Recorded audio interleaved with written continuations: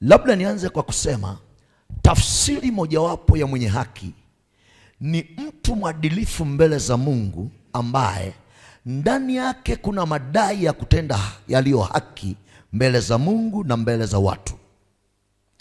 Maana ya mwenye haki kwa mujibu wa somo hili ni mtu mwadilifu mbele za Mungu ambaye ndani yake kuna madai ya kutenda yaliyo haki mbele za Mungu na yaliyo haki mbele za watu, na kuona haki ikitendeka sawasawa na sheria zilizopo.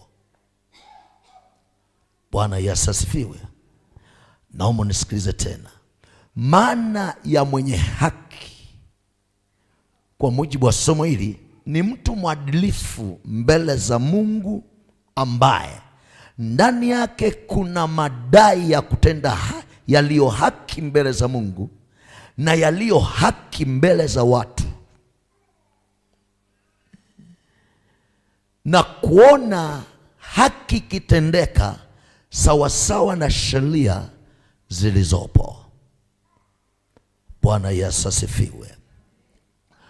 Mwenye haki yeyote akiwa kwenye eneo lolote, akishajua sheria zilizopo kwenye hilo eneo, ndani yake kutakuwa na madai ya yeye kutenda yaliyo haki kwa mujibu wa sheria zilizopo, lakini pia atatenda haki mbele za Mungu, lakini pia atawatendea watu yaliyo haki zao, lakini pia ndani yake kutakuwa na madai ya kuona haki ikitendeka